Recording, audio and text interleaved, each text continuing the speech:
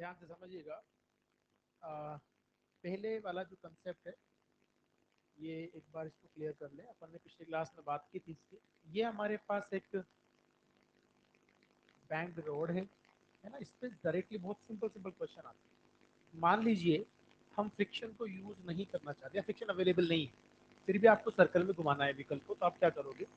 यहाँ पर ये व्हीकल है ना, और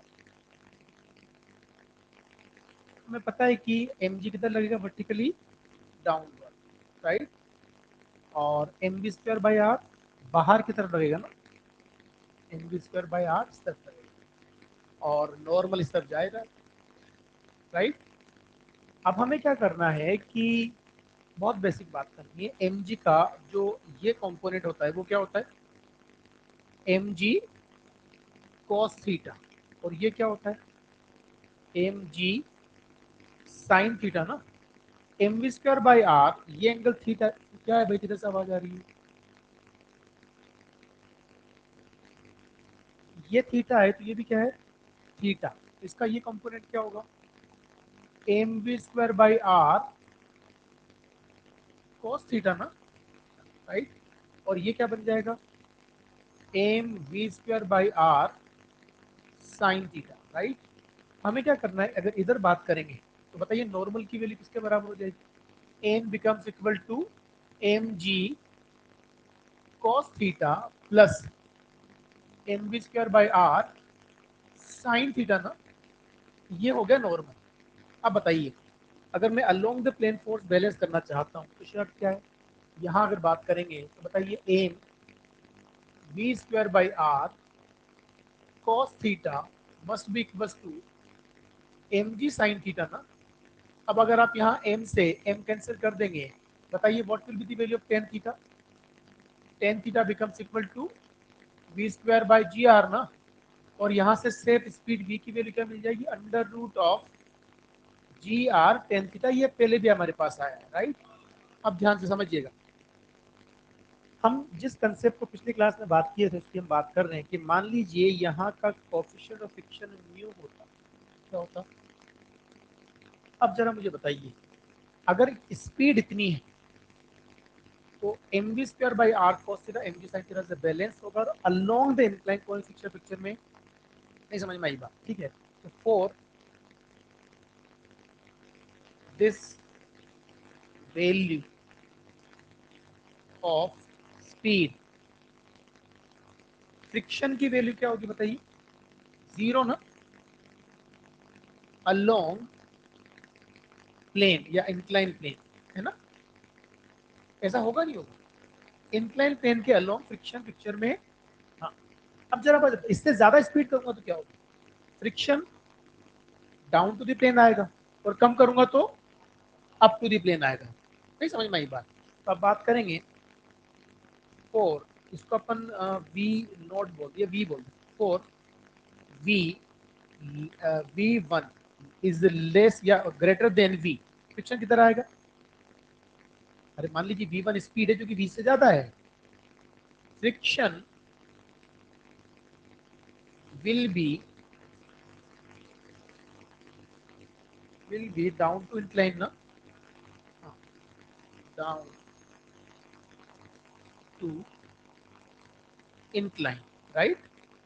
और अगर मान लीजिए for V2 is greater than या लेस देन V, फ्रिक्शन कितना होगा बताइए? Up to incline। अब यहाँ क्या बात समझने वाली है, इस स्पीड से अगर मैं स्पीड बढ़ाना शुरू करता हूँ तो फ्रिक्शन इधर आ जाएगा और वो फ्रिक्शन की वैल्यू बढ़ती जाएगी जब तक कि वो मैक्सिमम वैल्यू तक ना आ जाए। ये कहानी है। और जब वो मैक्सिमम वैल्यू ऑफ फ्रिक्शन पे को अचीव कर लेगा, उससे ज्यादा अगर आप स्पीड कर दोगे तो आपका व्हीकल बाहर की तरफ स्किड हो जाएगा। नहीं समझ में आई बात?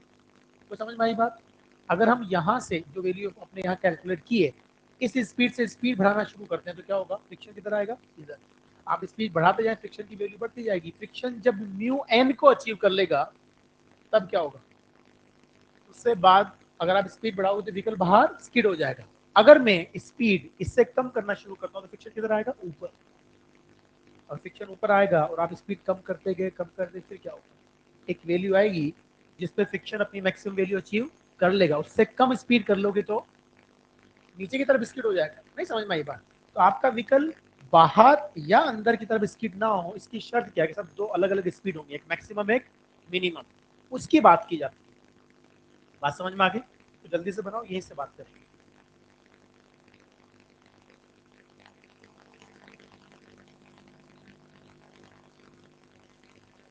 ट्यूबवेल किस रोड? हाँ? अरे ये रोड है भाई साहब, ये रोड है, इंक्लाइन रोड है और व्हीकल हमारा चल रहा है उसके ऊपर। नहीं समझ में आई बात? हेलो, एक चीज और समझिए, यहाँ हम इतना दिखा देते हैं, एक बात और क्लियर कर लीजिए आप लोग। मान लीजिए रोड को अपन ने बाहर से बी उठा दिया, कितना उठा दिया, और विड्थ ऑफ द रोड जो है वो डब्ल्यू है। तो अगर एंगल स्मॉल है, समझ आया ध्यान से, इफ थीटा इज स्मॉल, क्या sine theta equal to tan theta लिखोगे? तो बताइए क्या मैं ऐसा लिख सकता हूं, tan theta becomes equal to v square by gr equal to perpendicular upon hypotenuse ना? अरे यार साइन थीटा को टेन थीटा लिख दूंगा ना भैया, तो साइन थीटा क्या बनेगा? परपेंडिकुलर अपॉन हाइपोटेन्यूज, वो टेन थीटा के बराबर हो जाएगा ना। टेन थीटा आपको यहाँ से मिल गया। और आपने देखा होगा जब बैंकिंग होती है रोड की, उसमें इतना थोड़ा उठाते हैं रोड, आपको पता ही नहीं पड़ता कि उठा रखा है बाहर से, हल्का सा उठा देते तो काम बन जाता है। वो एंगल स्मॉल ही होता है, स्मॉल एंगल अप्रोक्सीमेशन हमेशा चलेगा। बैंकिंग के सभी सवालों में वो नहीं कहेगा कि एंगल स्मॉल है, ये अंडरस्टूड है कि एंगल स्मॉल है और स्मॉल एंगल अप्रोक्सीमेशन हमें मानना पड़ेगा। जल्दी से बनाओ।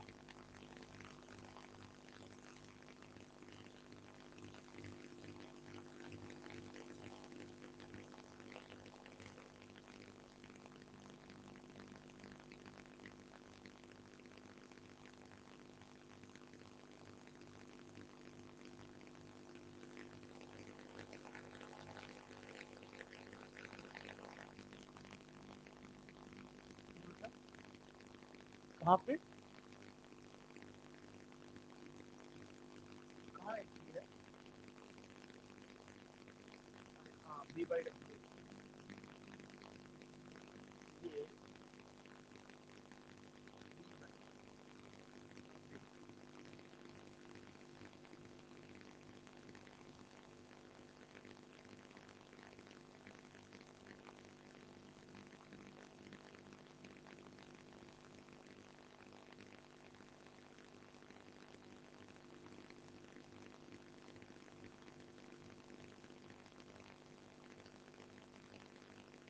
हो गया। और maximum safe speed, friction maximum लेना, किधर लेना है? मैक्सिमम सेफ स्पीड के लिए फ्रिक्शन किस तरफ लेना है? नीचे ना। और मैक्सिमम वैल्यू कंसीडर करनी है ना, म्यू एन। और मिनिमम सेफ स्पीड के लिए फ्रिक्शन ऊपर लेना है। ठीक है, अब हम पहले बात करेंगे मैक्सिमम सेफ स्पीड। मैं मैक्सिमम स्पीड वाला डेरिवेशन आपको कराऊंगा, मिनिमम वाला आपको होमवर्क के लिए। राइट, सो बढ़ते हैं आगे, ध्यान से देखिएगा यहाँ पर। फोर मैक्सिमम सेफ स्पीड, आप बताइए। अभी अभी अब जो हमने बात की है उसमें अगर हम देखेंगे तो ये हमारा बैंक रोड है ना, ये एंगल थीटा है। मान लीजिए ये व्हीकल है और ये है हमारे पास, समझना ध्यान से,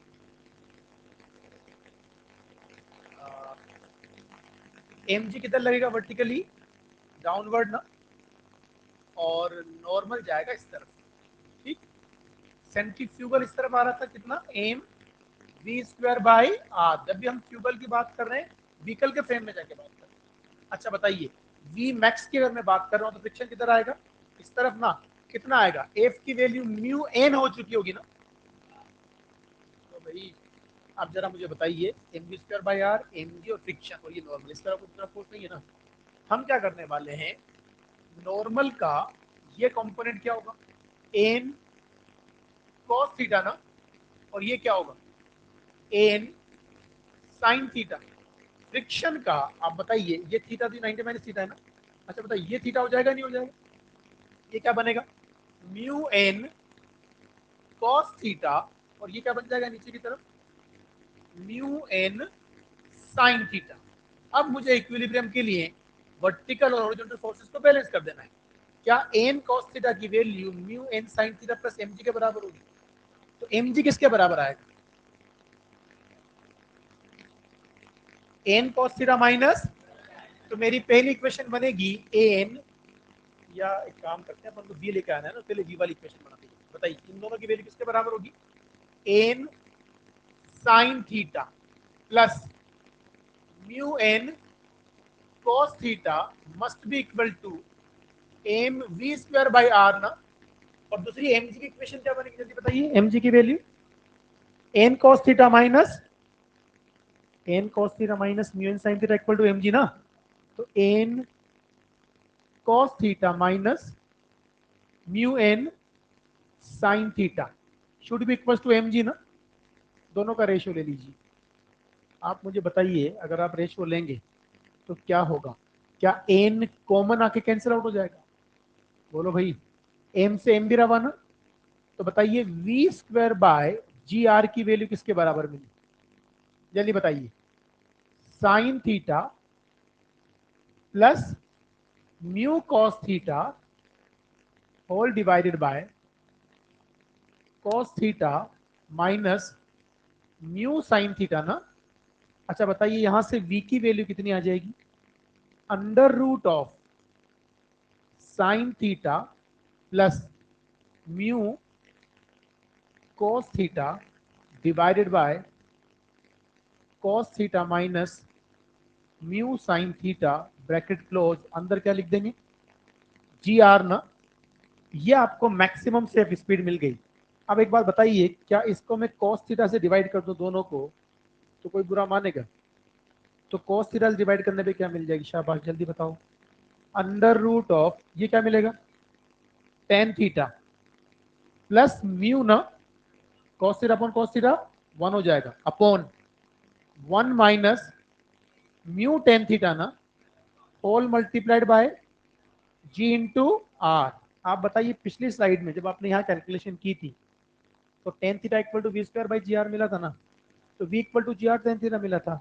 आप मुझे बताइए यहाँ फ्रिक्शन नहीं था ना, अगर मैं यहाँ म्यू की वैल्यू जीरो पुट करता हूँ तो ये टर्म जीरो, ये टर्म जीरो, नहीं समझ में आई बात। अब आप मिनिमम आपके लिए होमवर्क है, क्या करोगे,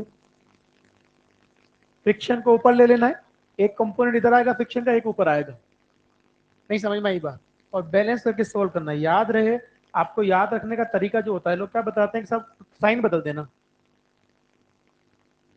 पर साइन बदलने में समझदारी क्या रखनी है, प्लस में समस्या नहीं है,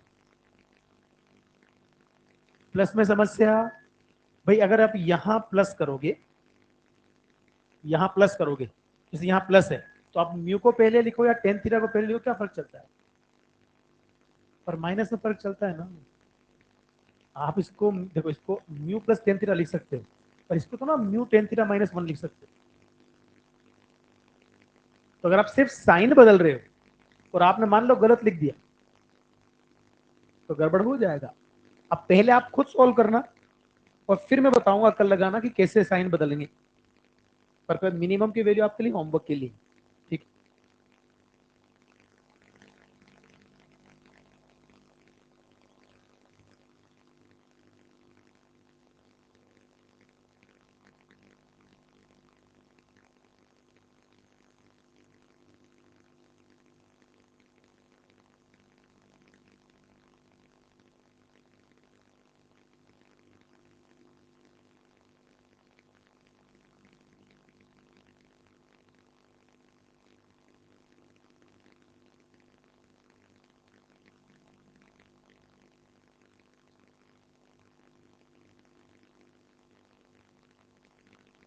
मैक्सिमम सेफ स्पीड,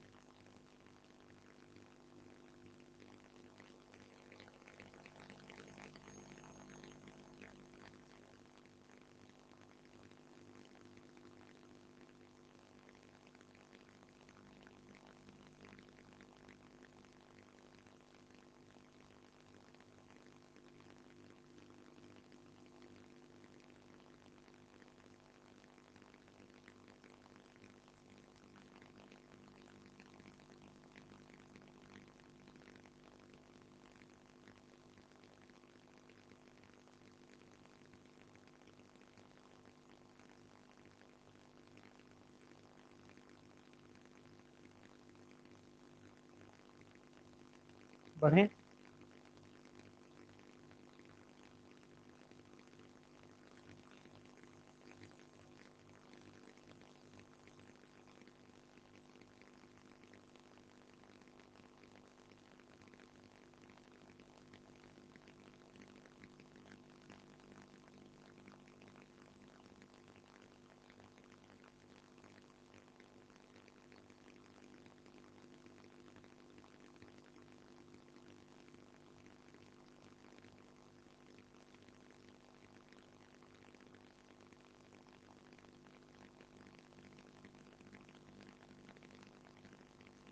अरे बढ़े। चलिए लिखिए वर्टिकल सर्कुलर मोशन या circular motion in vertical plane. Circular motion in vertical plane.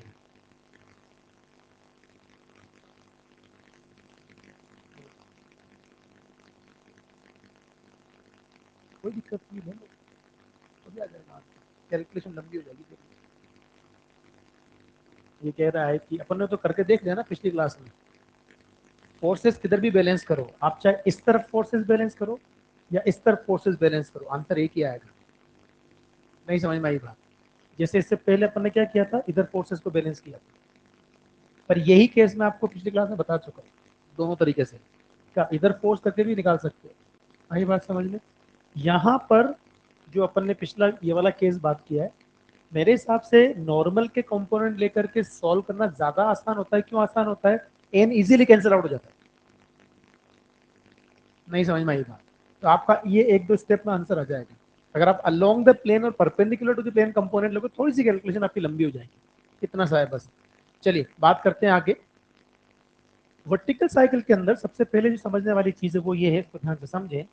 मान लीजिए हमारे पास ये एक पेंडुलम है। पेंडुलम को आपने यहाँ हैंग किया हुआ था, हमें पता है पेंडुलम यहाँ रेस्ट पे होगा। ये उसकी इक्विलिब्रियम पोजीशन होती है जहां पर नेट फोर्स जीरो होता है। अगर आप पेंडुलम को किसी एंगल पे ले जाएंगे, या एक काम करते हैं हम लोग, यहाँ आपके पास पेंडुलम है, पेंडुलम का मास m है, length of the thread l है, this is a suspension point, और हमने यहाँ पर उसको u वेलोसिटी प्रोवाइड कर दी। हमें पता है पेंडुलम स्विंग करेगा। मान लीजिए पेंडुलम जब यहाँ आता है, तब उसकी जो वेलोसिटी है वो इस तरफ v हो जाती है। क्या हो जाती है? v। ये एंगल क्या है? थीटा। यहाँ टेंशन t होगा, इस तरफ क्या mg लगेगा? mg का ये कंपोनेंट बताइए, mg cos थीटा ना, और यहाँ टेंशन t हो गया। आप मुझे बताइए, क्या पेंडुलम एक सर्कल का पाथ फॉलो कर रहा है? तो यहाँ पर सेंटर की तरफ एक्सेलरेशन जो होगा, क्या वो centripetal acceleration v square by L होगा? अब अगर मैं न्यूटन लॉ लगाऊंगा अलोंग द लेंथ, ठीक है, तो by Newton law along length, आप मुझे बताइए what is the force in the direction of acceleration? T ना, minus M G cos theta equal to M we square by L ना। Then what is the value of tension? जल्दी बताओ।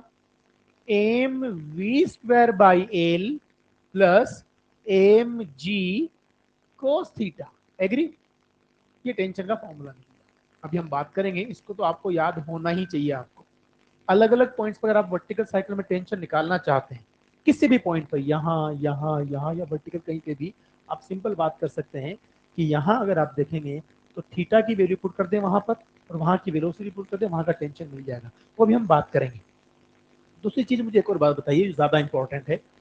क्या आप जानते हैं अपन ने वर्क पावर रेंज में पढ़ा था कि थीटा एंगल से घूमने पर हाइट कितनी हो जाती है? तो ये जो एच की वैल्यू है ये क्या हो जाती है? L one minus cos theta ना, ये तो होती है।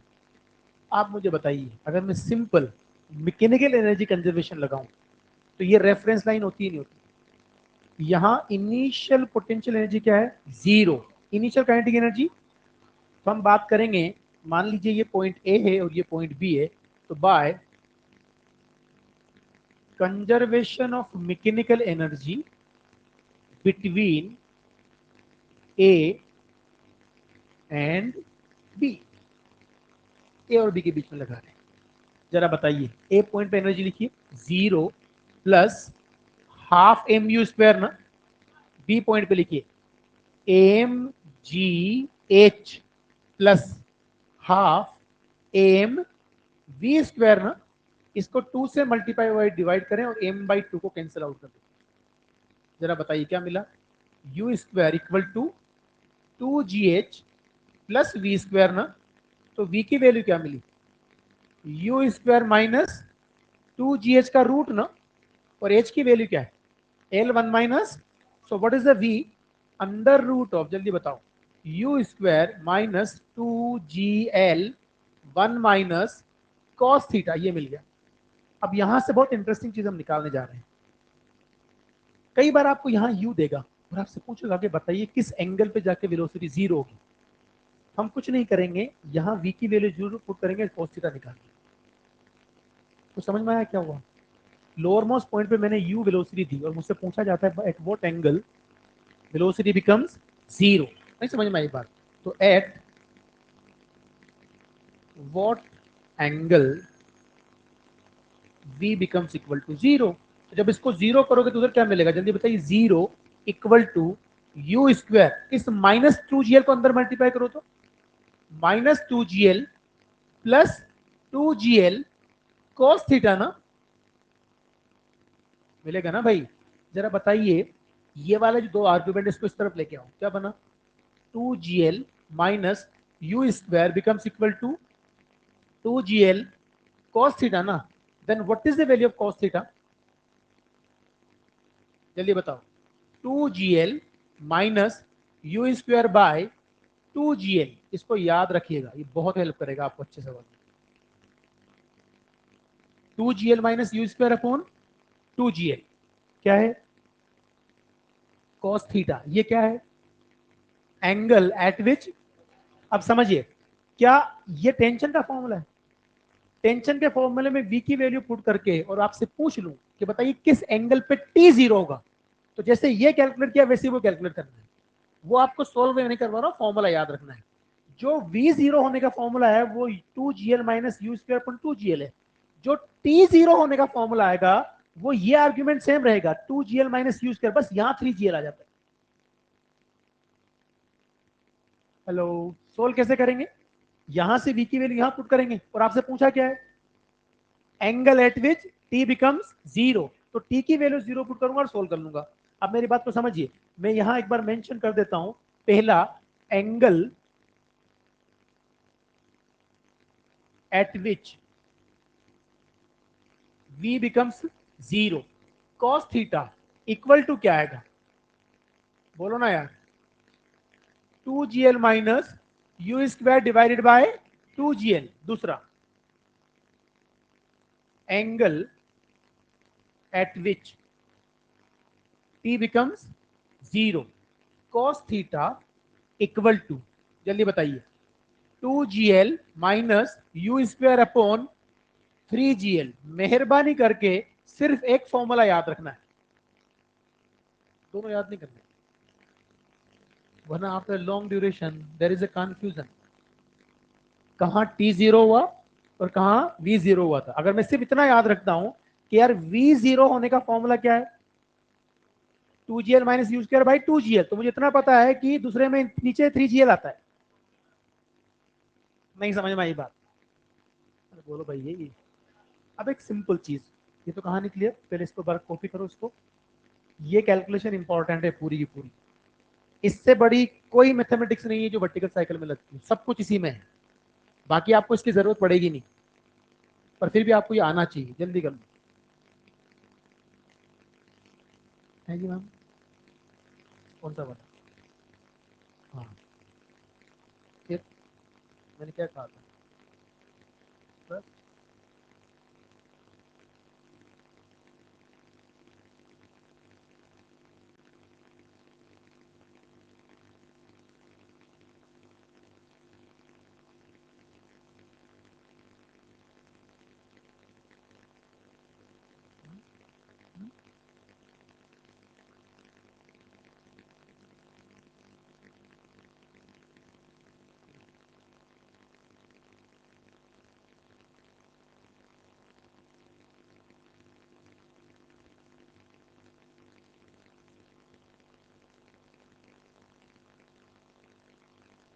तो काफी अरसे के बाद टेस्ट आ रहा है तुम्हारा, है? बहुत बढ़िया है। सिलेबस ज्यादा है।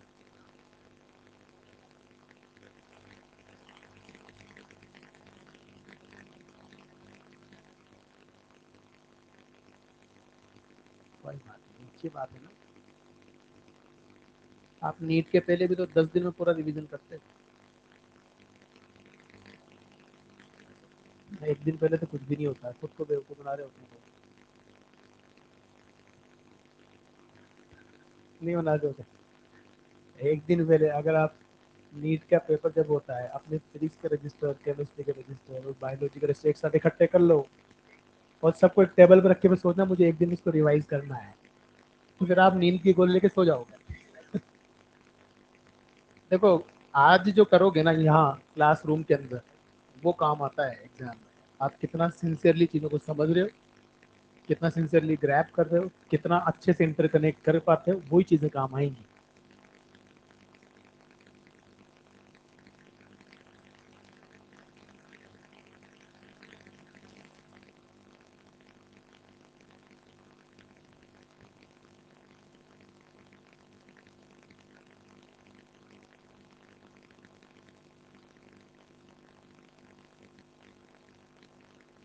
हो गया।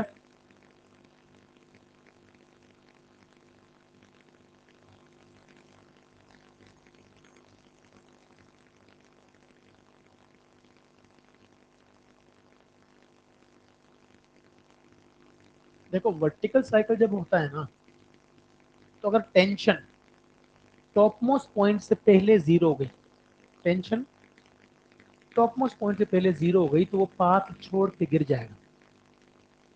वो पाथ छोड़ के गिर जाएगा। सिंपल सी बात है। मान लीजिए एक पार्टिकल वर्टिकल साइकिल कर रहा है, और वर्टिकल साइकिल करते वक्त टॉप मोस्ट पॉइंट ये था, ये टॉप मोस्ट पॉइंट है ना, यहाँ घूमता हुआ आया, यहाँ टेंशन जीरो हुई, तो स्लैप हो जाएगा वो, और यहीं से प्रोजेक्टाइल करता हुआ गिर जाएगा। नहीं समझ में आया? तो मुझे टेंशन कहाँ जीरो करनी है? टॉप मोस्ट पॉइंट पर। टॉप मोस्ट पॉइंट पर अगर टेंशन जीरो होती है, तो टॉप मोस्ट पॉइंट पर जब टेंशन जीरो करोगे आप, तो याद रहे वहां वी जीरो नहीं होगा। ये बहुत इंटरेस्टिंग चीज है। आप समझो, आपके सारे रिजल्ट अपना आप निकल के आएंगे, समझिएगा ध्यान से। मैं पहले आपको समझाता हूँ। ये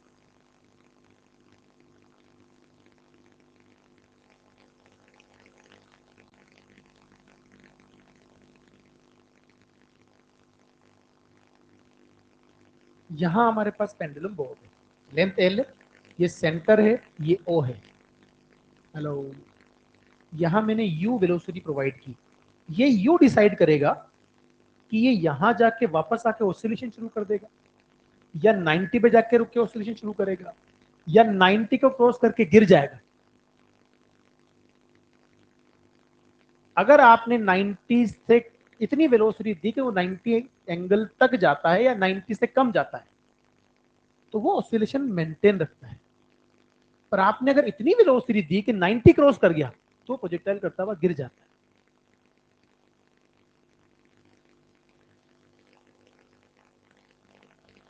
नहीं, नहीं, नहीं समझ में आया।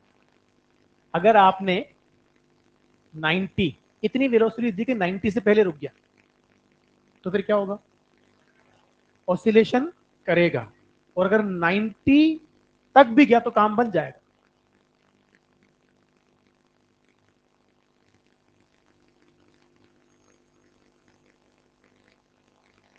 हाँ, बस इतनी सी कहानी है कि धागा ना टूटे और मेरी चाबी ना फूटे।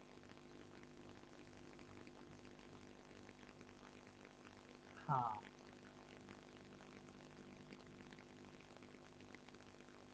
सही कह रहा है। आईफोन से करूंगा।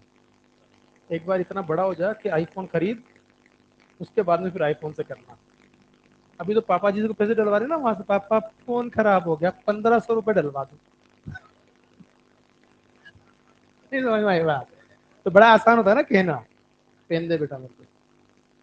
ध्यान से सुनना। अगर मैं इसको यहाँ यहाँ अपन वेलोसिटी देंगे, राइट? तू तो देख ले इतना देशभक्त क्यों हो रहा है। समाज सेवा जबरदस्ती की, ये मेरी गलती है ऑनलाइन वाली। कहाँ करूंगा बोर्ड पे लटका के? इधर देख ले चुपचाप। हेलो, क्या तुम्हारी बंद कर दूं? हाँ, ज्यादा अगर समाज सेवा का शो करा तो बता दो। इधर सुनना ध्यान से, मैं यहाँ की बात कर रहे हैं। यहाँ हम वी देंगे, तो यहाँ से मैंने वी दिया, इतना वी दिया कि 90 तक नहीं जाता है।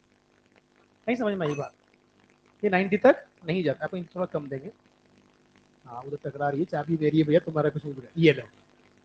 90 तक नहीं जाएगा, it will continuous maintain its oscillation. Damping वैम्पिंग होती है। डैम्पिंग का जो रीजन है वो हवा तो है ही है, हवा से ज्यादा डैम्पिंग इस नोट की वजह से होती है। इसलिए कभी भी जब पेंडुलम डिजाइन किए जाते हैं तो नोट ऐसे नहीं बनाई जाती, उससे धागा ऐसे पास कर दिया जाता है, नोट कभी नहीं बनाते ताकि डैम्पिंग कम से कम हो। पर ये कहानी क्लियर है। जरा मान लीजिए यहाँ से मैं छोड़ता हूँ, यहाँ से छोड़ने पे ये ऑसिलेट कर रहा है। आप मुझे बताइए क्या थ्रेड में कहीं भी टेंशन जीरो है? कहीं पे भी टेंशन जीरो नहीं है। ये कहानी क्लियर ना? जब ये एक्सट्रीम पे रुका तो आपका फॉर्मूला आपसे क्या बोलता है टेंशन वाला? ये सब टेंशन वाला फॉर्मूला बोलता है आपसे, ये वाला फॉर्मूला, कि अगर मान लीजिए 90 से पहले रुका, 90 से पेंडुलम यहां आके रुका, तो यहां रुकने पर v जीरो होने की वजह से ये वाला आर्ग्यूमेंट जीरो हो जाएगा, पर ये तो बचेगा। नहीं समझ में आई बात? तो एक्सट्रीम पर टेंशन का वैल्यू किसके बराबर होगा? mg cos theta. और एक्सट्रीम के अलावा mv² प्लस mg। इसका सिंपल सा मतलब हुआ कि मिनिमम टेंशन कहां होगी? एक्सट्रीम पर। और मैक्सिमम टेंशन होती है लोअर मोस्ट पॉइंट पर।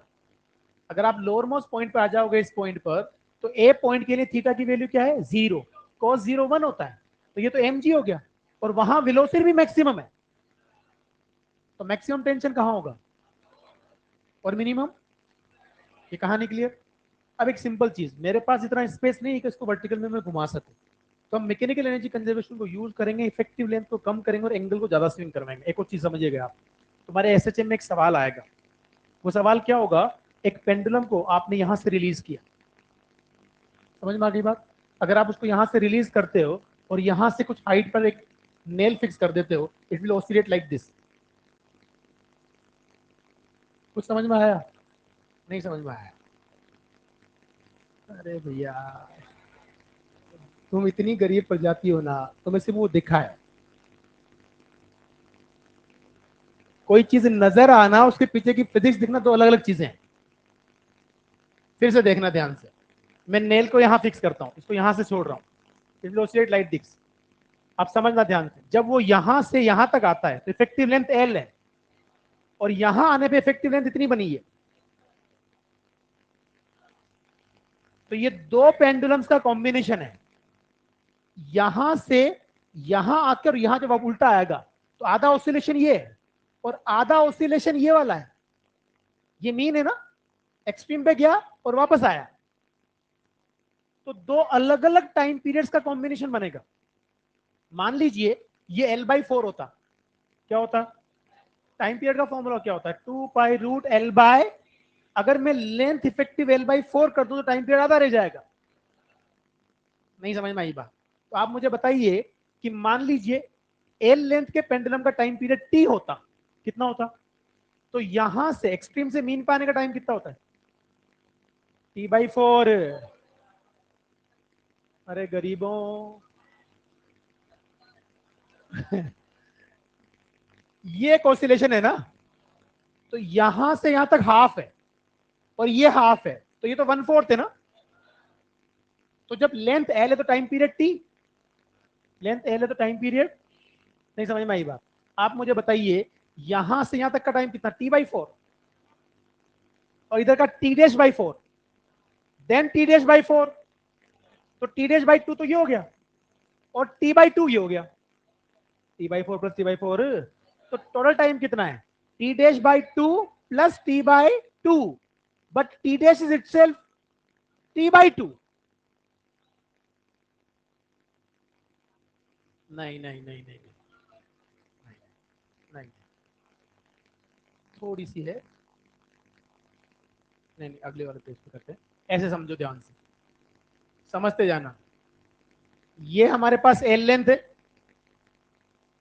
यहां नेल है।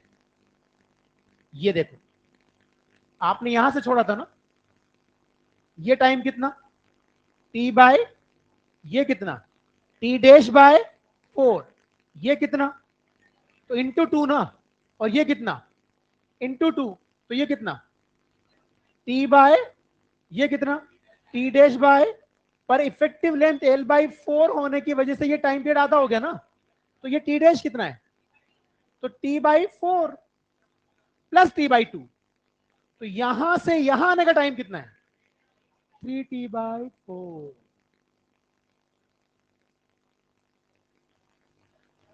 कोई बात नहीं, इससे ज्यादा कोई मदद नहीं कर सकता। वापस इधर आ जाए। हाँ जी, हाँ जी। डैम्पिंग, इसी बार से तुम्हारे सिलेबस से डैम्पिंग हटा दिया गया है। हेलो, डैम्प्ड ऑसिलेशन में टाइम पीरियड, देखो मेरी बात, जब आप डैम्पिंग पढ़ते थे वहां टी नहीं बदलता, एम्पलीट्यूड बदलता है। क्या बदलता है, एम्पलीट्यूड, टी नहीं बदलता। स्मॉल ऑसिलेशन के लिए जब हम डैम्पिंग पढ़ते हैं तो हमारे सिलेबस में जो डैम्पिंग था उसमें टी में कोई चेंज ही, क्या बदलता है, एम्पलीट्यूड। हर बार एम्पलीट्यूड कम होता रहता है एनर्जी लॉस की वजह से। और आपको पता है कि टाइम पीरियड के फॉर्मूले में कहीं भी एम्पलीट्यूड नहीं आता है, टाइम पीरियड एम्पलीट्यूड पे डिपेंड नहीं करता, तो वो अलग कहानी। ठीक है, अब समझना मेरी बात को ध्यान से। अगर मैं इफेक्टिव लेंथ कम करूँ तो पढ़ाओ, इधर आओ। इसको 90 से मत छोड़ना, तो आप दीवार के पास खड़ा हो, कुछ चेयर उधर कर दो, परफेक्ट। यहाँ से छोड़ना, नहीं ये मार्क किया हुआ मैंने, यहाँ से हर बार यहीं से छोड़ना है। हर बार उधर वालों गरीबों को दिखता है ना, ये दीवार के पास खड़ा हो, चेयर और से दे, चेयर पे बैठ जा, बहुत बढ़िया। तुम्हें दिख रहा है, नहीं दिख रहा तो मान लेना।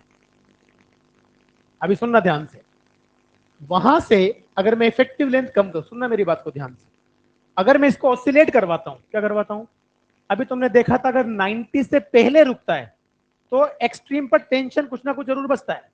मतलब 90 से कम ऑसिलेशन के लिए V0 होना पॉसिबल है, पर T0, समझ में आई बात।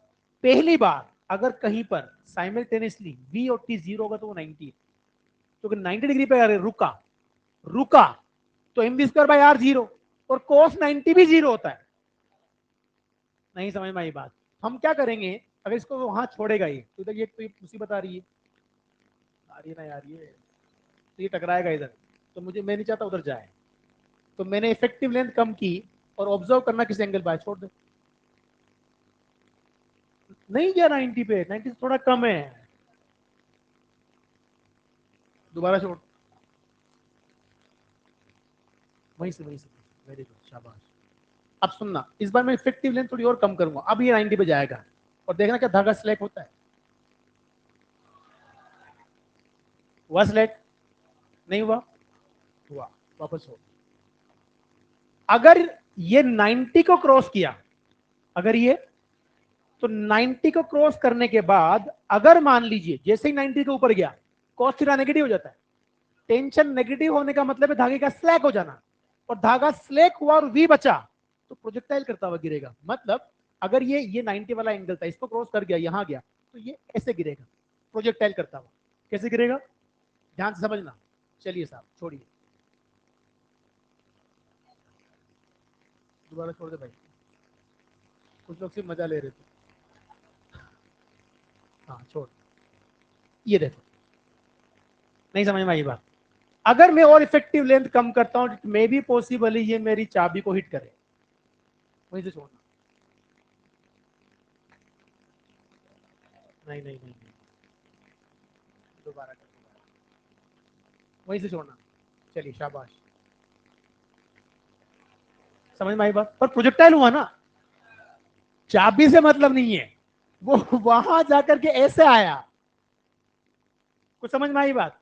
अगर मैं और इफेक्टिव लेंथ कम करता हूं तो definitely it will follow the perfect vertical cycle without losing the tension. Tension zero नहीं होगी, ले जा भाई।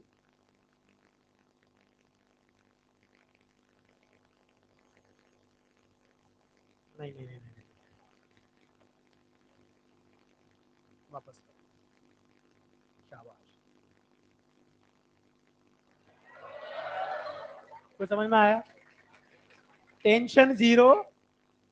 अब तो जा सकता है, ये किसी और दिन काम आएगा। ये तेरा पेन दो। अब समझना ध्यान से, पहले आ जाते हैं यहां पर। एक तो सवाल यही आया हुआ है कि जब वर्टिकल लूप कंप्लीट होता है तो आप मुझे बताइए, एक पोजीशन ये बना देता हूं, एक पोजीशन ये बना देता हूं, और एक पोजीशन अपन ने ये भी बना दी, राइट।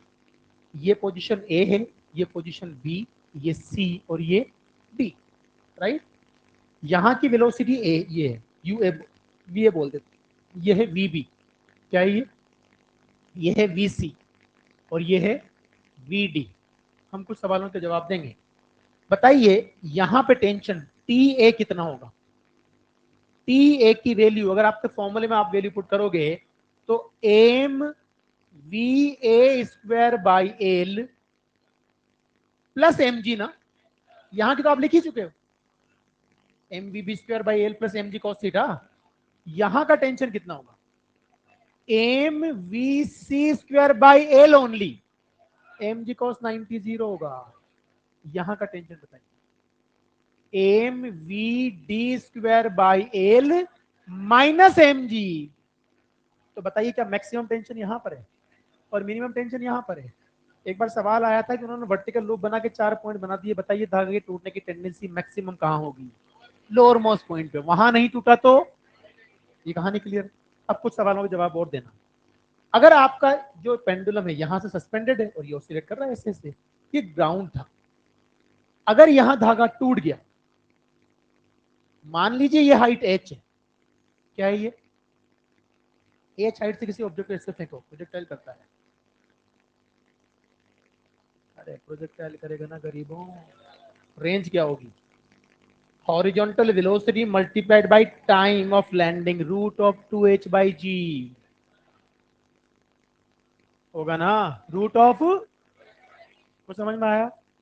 अगर यहां टूटता तो ये वाला प्रोजेक्टाइल करता, टेंजेंशियल चल जाएगा ना, यहां टूटेगा तो सीधा ऊपर जाएगा और नीचे गिर जाएगा।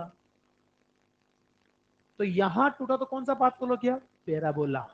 यहां भी पैराबोला, यहां टूटता तो भी पैराबोला, यहां टूटा तो स्ट्रेट लाइन और यहां टूटेगा तो भी स्ट्रेट लाइन। तो 90 डिग्री वाली एंगुलर पोजीशन पर अगर धागा कट हुआ तो कैसा पाथ फॉलो करेगा, ये जाके यूं आएगा इधर वाले के, उधर वाले में सीधा गिर जाएगा, पर स्ट्रेट लाइन ना। उसके अलावा हर पॉइंट पे कैसा पाथ फॉलो करेगा, पैराबोला। ये कहानी क्लियर, बोलो भाई। तो बनाओ जल्दी से, ये दोनों बना लिए थे, बना लिए ना ये तो, इसको बना लो एक बार।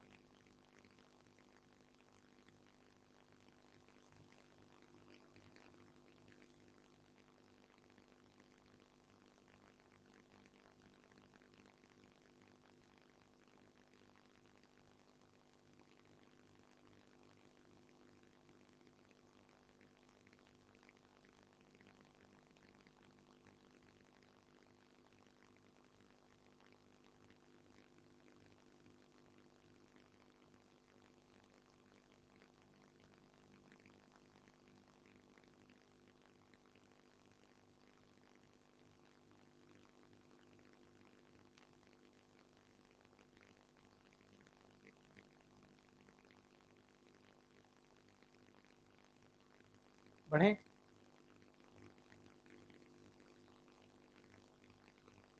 अब समझिएगा आगे।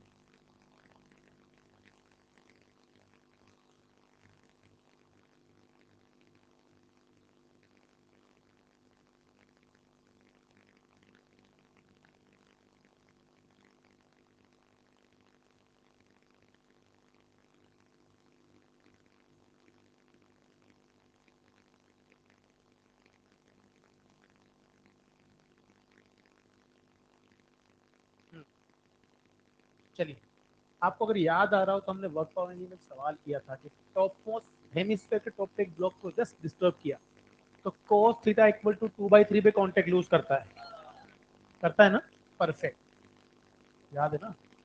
और वो टॉप से कितना नीचे, r/3 और ग्राउंड से कितना ऊपर, 2r/3। बहुत, अब आपके पास एक फॉर्मूला है, पहले आप यहां बात कीजिएगा। मैंने आपसे क्या कहा, लूप कंप्लीट होने के लिए टेंशन को कहां जीरो होना जरूरी, टॉप मोस्ट पॉइंट पे ना। हम क्या करेंगे कि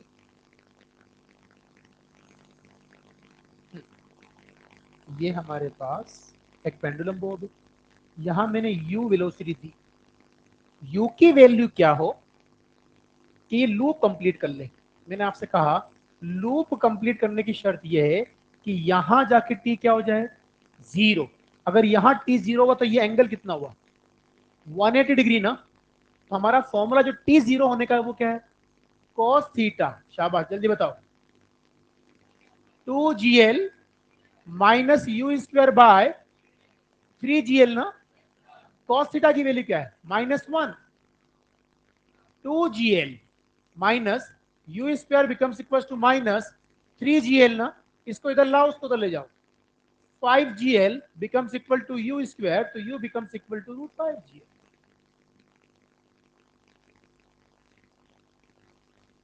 नहीं समझ में आया? मतलब लोअर मोस्ट पॉइंट पे कम से कम कितनी वेलोसिटी तो लूप कंप्लीट हो जाए, रूट। जल्दी से बना।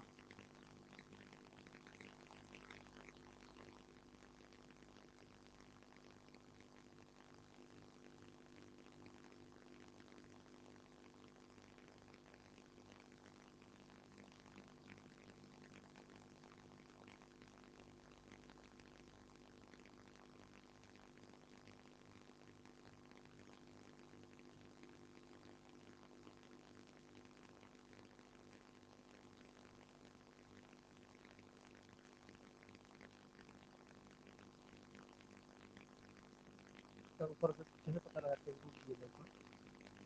हाँ, वो टेंशन जीरो का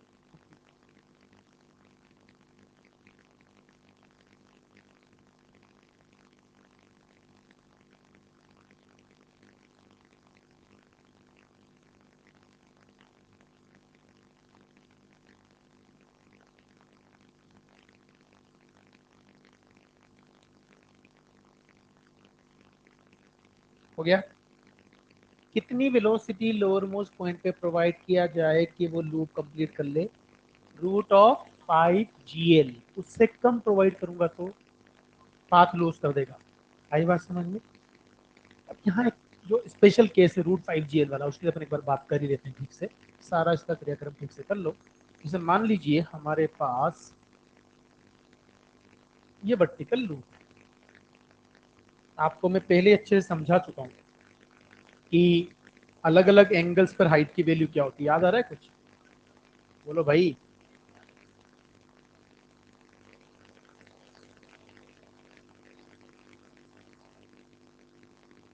देखो, ये तो सेंटर है ना? ये सेंटर है, इसको मैंने ओ बोल दिया, लेंथ एल है। यहां जब पेंडुलम है तो उसकी वेलोसिटी यू ए है। यहां पेंडुलम आने पर उसकी वेलोसिटी वी बी हो जाती है, इस पॉइंट को बी बोलता हूं। यहां आने पर वेलोसिटी वी सी हो जाती है। यहां आने पर वेलोसिटी वी डी हो जाती है। और यहां आने पर वेलोसिटी वी ई हो जाती है। राइट? ये पॉइंट ई है, डेफिनेटली ये पॉइंट हम डी बोलेंगे, ये सी बोलेंगे, ये बी और ये ए पॉइंट। राइट? यहाँ का टेंशन टी ए है, यहाँ का टेंशन टी बी है, यहाँ का टेंशन टी सी, ये टी डी है और ये टी ई है। राइट? अच्छा, ये रेफरेंस लाइन होती ही नहीं होती? होती है ना? अब मुझे बताइए, अगर मैं सिंपल आपसे जानना चाहूं कि यहाँ वेलोसिटी अगर मैं √5gl दे रहा हूं, जब भी हमने केस लिया, तो 60 डिग्री एंगुलर पोजिशन पर हाइट क्या होती है, L/2। 90 पे क्या होती है, एल ना। तो यहां से L/2 ना। और ये पूरी कितनी होती है, 3L/2। तो यहां से कितनी, और वो भी L/2। ये चीजें मैं आपको बता चुका हूं ना पहले। आप मुझे बता दीजिए, ये सारे पॉइंट जो है इनके हाइट का जो डिफरेंस है, this is L/2, this is L/2, ये भी क्या है, L/2, और ये भी क्या है, L/2। कहानी क्लियर? जरा मुझे बताइए, अगर आपसे जानना चाहूं यहाँ वेलोसिटी √5gl कितनी, √4gl ना। ये कितनी, √3gl। ये कितनी, √2gl। और ये कितनी, √gl ना। ये हमें सारी वेलोसिटीज मिल गई। अब हम टेंशन की बात कर लेते हैं। लोअर मोस्ट पॉइंट पर टेंशन टी ए, क्या बता सकते हैं कितना होगा?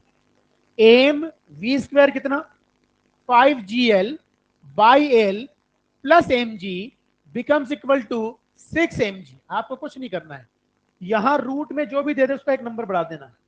रूट 7 GL होता तो 8 mg होती। जिस तरह से आपको ये बात समझ में आ गई कि L/2 ऊपर जाने पे रूट GL कम हो जाएगी, इसी तरह से L/2 ऊपर जाने पे 1.5 mg टेंशन कम होती है। अगर आपसे कहा जाए कि बताइए टेंशन एट बी पॉइंट निकालना है, तो आप कहोगे एम वी स्क्वायर कितना 4GL ना अपॉन एल प्लस एम जी कॉस 60 की वैल्यू क्या होगी mg/2 ना। तो देखो एल से एल कैंसिल 4.5 mg। बोलो भाई। अच्छा टीसी अगर निकालने के लिए बोला जाए तो, क्योंकि यहां पर cos 90 हो गया, ये 3 mg देगा नहीं देगा, तो कितना मिल जाएगा 3 mg। इसी तरीके से आप टी डी अगर निकालेंगे तो 1.5 mg मिलेगा। और टी तो आप वैसे ही पता है कि वो 0 है। तो यहां से L/2 ऊपर जाने पे कितनी कम होगी 1.5, एल ऊपर जाने पे 3 mg, 2L ऊपर जाने पे 6 mg। यहां कितनी टेंशन है, तो वहां 0 पे चेंज कितनी हुई, यहाँ कितनी है 6 mg, यहाँ 3 mg, चेंज कितनी हुई। तो एल ऊपर जाने पर कितनी कम हो जाती है, और L/2 ऊपर जाने पर 1.5 है। और तुम्हें जितने भी न्यूमेरिकल दे जाते हैं उस पर लोअर मोस्ट पॉइंट पर वेलोसिटी की जो न्यूमेरिकल वैल्यू दी जाती है वो हमेशा रूट के फंक्शन में होती है। अगर कुछ जैसे मान लो मेरी बात सुनो, या तो क्या देखा कि साहब लेंथ की वैल्यू 50 मीटर है, लेंथ कितनी है, तो ये कितना हो गया, ये 50 ही हो गया। अरे 5G 50 × 50 नहीं समझ में आया। तो इतना इजी देगा डेटा कि वो इजीली रूट बैठ जाता है और आपके सारे आंसर बराबर बैठ जाएंगे, राइट। तो ये तो क्रिटिकल केस वाली बात कर ली। वर्टिकल साइकिल के 4-5 बहुत स्टैंडर्ड केस बनते हैं जो अगली क्लास में बता दूंगा। नेक्स्ट क्लास में हम प्रॉब्लम्स भी डिस्कस करेंगे। ये बेल किसकी थी, और बात जल्दी से बना रहे, फिर ठीक है।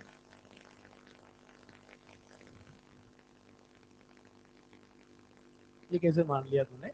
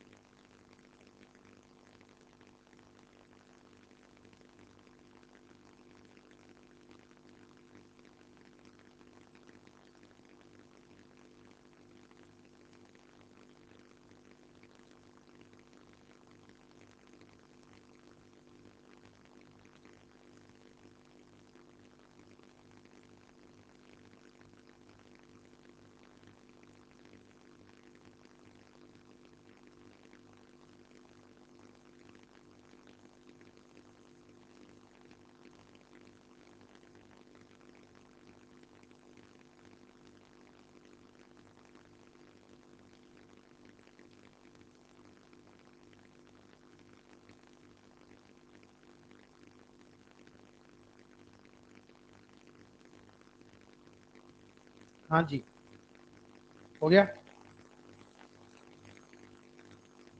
हो गया। अच्छा एक बात बताइए, अगर मैं किसी पार्टिकल को √4 GL वेलोसिटी सीधा ऊपर फेंक दूं, सीधा ऊपर का मतलब समझ में आता है। अगर √4 GL वेलोसिटी सीधा ऊपर फेंक दो कितनी हाइट पे जाएगा 2L।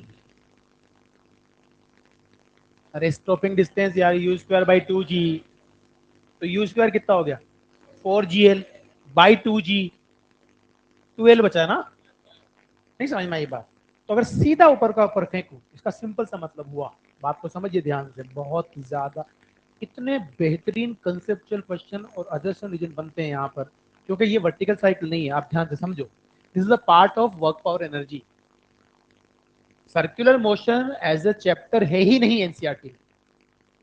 मोशन इन 2D, तो लूप में यूनिफॉर्म यूनिफॉर्म खेल लेते हैं वो। फिर आते हैं दूसरा पार्ट कहां पर, बैंकिंग वैंकिंग, वो सारे किसमें आते हैं न्यूटन लॉ ऑफ मोशन के अंदर। और वर्टिकल साइकिल कहां आता है वर्क पावर एनर्जी में। तो तीन अलग अलग चैप्टर्स को आप एक साथ क्लब करके पढ़ रहे हो। अगर आप, इसलिए मैंने कहा था सर्कुलर मोशन को मजाक मत समझ। हम लोग सोचोगे अगर एक दो लेक्चर में 3 लेक्चर में खत्म कर दें, कुछ नहीं है। इस चैप्टर को ढंग से पढ़ने का मतलब है मैकेनिक्स के बहुत सारे कंसेप्ट को होल्ड होना। आप समझो मेरी बात को ध्यान से। मैं एक सिंपल बात आपसे करना चाहता हूं कि अगर मान लीजिए किसी पार्टिकल को मैंने यहां से, समझना ध्यान से, ग्राउंड से मैंने ऊपर की तरफ u equal to under root of 4 g r speed से फेंका, आर रेडियस है, तो स्टॉपिंग हाइट क्या होगी? यहां जाके रुकेगा ना। v फाइनल क्या हो गया? 0। तो ये जो h की वैल्यू मिलेगी इसका स्क्वायर मतलब 4 GR/2G कितना मिलेगा? अब बात को समझिएगा ध्यान से। जो काम हम लोग थ्रेड के साथ कर रहे थे पेंडुलम में, वही काम अगर मेरे पास जैसे कोई वर्टिकल लूप हो, क्या हो, साइकिल की रिम नहीं होती, ऐसा ट्रैक हो, स्मूथ ट्रैक, ये स्मूथ ट्रैक है। अगर ये स्मूथ ट्रैक है और यहां पर लोअर मोस्ट पॉइंट पर मैं एम मास का ब्लॉक रख करके यू वेलोसिटी दे दूं, तो जो काम वहां टी कर रहा था वो यहां नॉर्मल करेगा। वहां टी का 0 होना, यहां नॉर्मल का, बाकी सब कुछ सेम है, तो चलता रहेगा ऐसे ऐसे। नहीं समझ में आई बात? वहां टी था, यहां क्या है? नॉर्मल। ये कहानी क्लियर? अब मेरी बात को समझिए ध्यान से। अगर मैं आपसे कहूं कि अगर मैं इसको यहां अंडर रूट ऑफ 4 GR दे दूं, आप सब लूप कंप्लीट नहीं करेगा। लूप कंप्लीट करने के लिए कितना चाहिए? पर मैं आपसे अगर ये जानना चाहूं कि कहां जाके नॉर्मल 0 होगा, तो आप बता सकते हैं? Hello, angle at which n becomes 0, cos theta becomes equal to 2GL minus 4GL ना, और आर लिख रहे हैं ना तो, हाँ जी, cos theta becomes, जल्दी बताओ, 2GR minus 4GR divided by 3GR ना, -2/3 cos minus theta, cos theta होता है, कोई बात नहीं, होता है, ठीक है। हाँ, धन्यवाद। आप समझिए मेरी बात को ध्यान से। अब अगर मैं आपसे कहूं कि किस हाइट पर जाके नॉर्मल 0 होगा, तो हाइट एट विच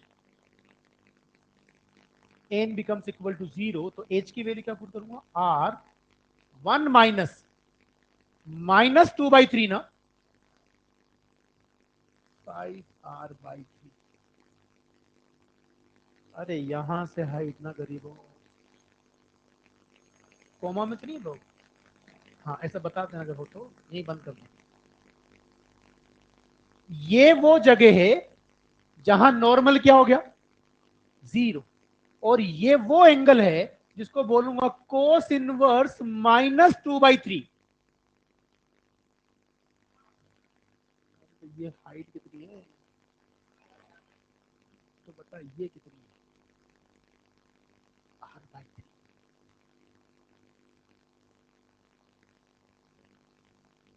नहीं नहीं नहीं नहीं, अच्छा 2r minus 5r/3 is r/3, right, perfect. अब मजेदार चीज क्या है? मजेदार चीज ये कि यहां पर नॉर्मल 0 हो गया, बता v कितना है? बता v कितना है वहां पर? बताओ ना, बताओ कितना? अरे v का फॉर्मूला था हमारे पास गरीबों, under root of u square -2gh ना। h मिल गया तेरे को, u स्क्वायर बता, शाबाश। 4GR -2G into 5r/3। कर लो सोल्व।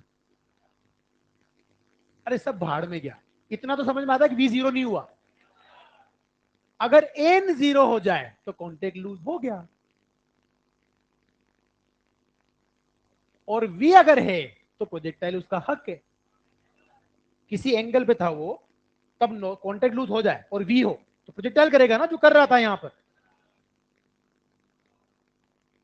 सरफेस से कॉन्टेक्ट लूज हो चुका है और v किसी एंगल पे है, प्रोजेक्टाइल करेगा ना। पर एक इंटरेस्टिंग चीज मैं बताना चाहता हूँ, सब शांत। अरे सब ये समझ में आया नहीं है? हाँ कोई बात नहीं, नहीं भी आया तो चलेगा। है? नहीं नहीं नहीं, सब नीट में ही है, गलत में मत लेना। मैं तो वैसे ही कह रहा हूँ, सब लोग डॉक्टर बने जरूरी थोड़ी, मरीज भी चाहिए ना। पेशेंट कहाँ से लाओगे, सब डॉक्टर बन गए तो। इधर सुनो ध्यान से, अब ये सबसे गजब की चीज आएगी। क्या यहां नॉर्मल जीरो हुआ तो कॉन्टेक्ट लूज हो गया ना। अगर मान लीजिए ये वर्टिकल लूप होने के बजाय वर्टिकल प्लेन में कोई ट्यूब होती,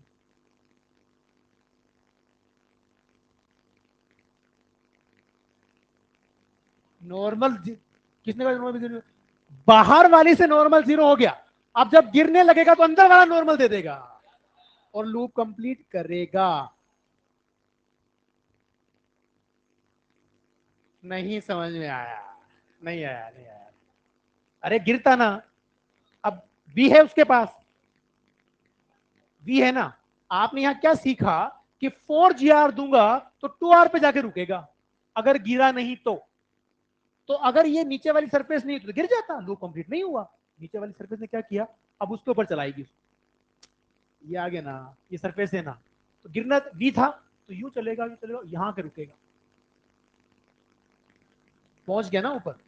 और मेन मकसद तो वही था, ऊपर पहुंचाने। अभी समझ आई मेरी बात को ध्यान से, अभी काम की चीज समझिएगा। अगर मैं आपसे कहूं कि अगर मान लीजिए नीचे भी कोई वॉल होती, ये ट्यूब होती, तो क्या गिरता? तो लूप कंप्लीट हो जाता ना।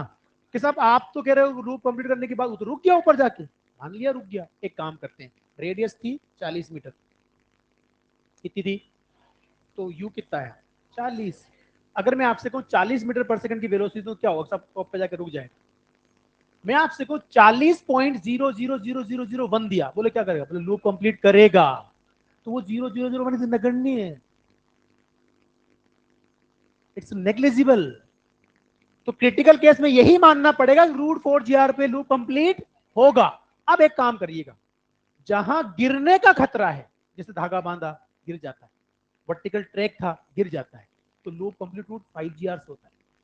और जहां गिरने का खतरा नहीं है वहां √4 GR से होता है। जैसे ये धागा बांधता तो √5 GL देता तो लूप कंप्लीट होता, पर अगर ये रोड होती तो √4 GL से हो जाता। वर्टिकल ट्रैक है तो √5 GR दूंगा तो लूप कंप्लीट होगा, ट्यूब है तो नहीं। समझ में आई बात? अगर मेरे पास एक वर्टिकल प्लेन में रिंग है, क्या है, और रिंग में एक मोती है, बीड, जो स्लाइड हो सके, √4 GR से काम हो जाएगा। कुछ समझ में आया?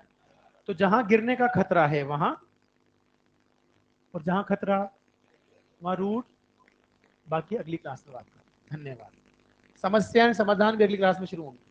मुश्किल से 15 से 20 मिनट का कंटेंट बचा हुआ जो बता दूंगा, फिर हम डाउट डिस्कस करेंगे। Thank you so much.